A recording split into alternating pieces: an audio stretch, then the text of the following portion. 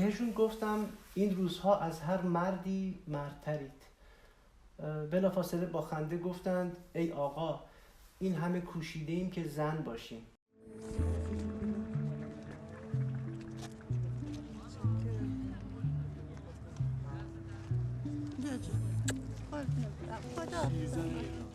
بعد از بازدید فیلم و نگاه دوباره به مستند سیمین بهبهانی به نام یک دریچه آزادی، بران شدم که در واقع در قالب یک کتاب این اثر رو و این زندگی رو و این خاطرات رو مستند بکنم. با دوست عزیز همراهم و هنرمندم فرید جان صدیقی آهنگساز این کتاب رو به یک اثر صوتی تبدیل کردیم و برای این کتاب آهنگی نوشتند و ساختند که احتمالاً همراه میشه با انتشار این مجموعه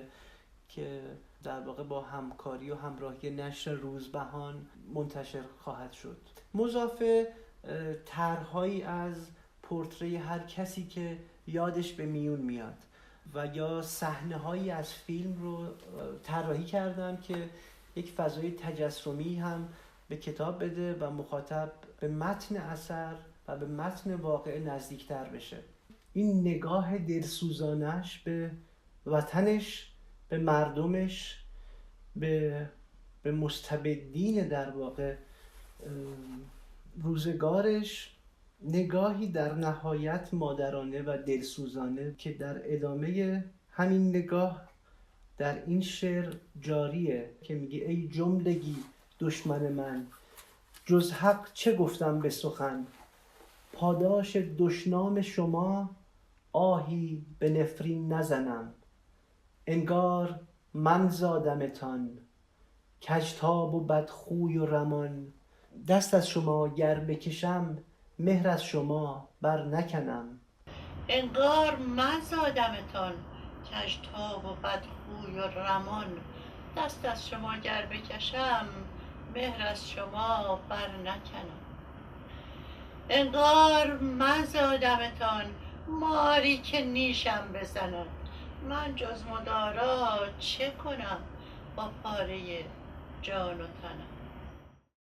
هرچی که میگذره ابعاد بیشتر و نزدیکتری از ایشون برای من آشکار میشه و اهمیتشون رو بیشتر احساس میکنم در بازگو کردنش رو، اهمیت انتشار این نگاه رو و این شخصیت رو برای نسل‌های امروز و فردای جامعه‌مون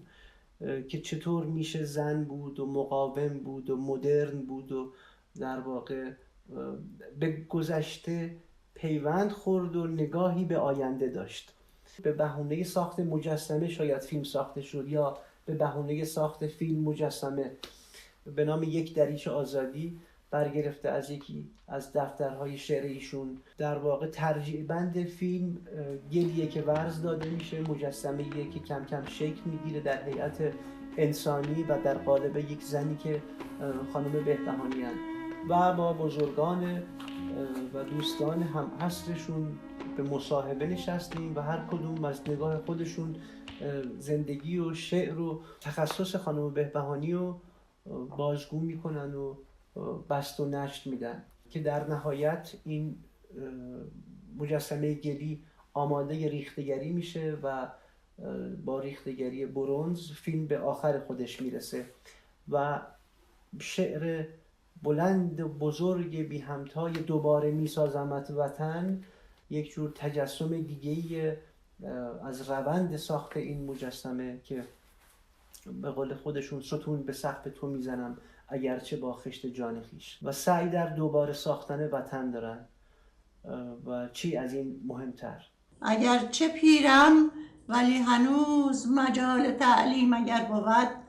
جوانی آغاز میکنم کنار نوباوگان خویش.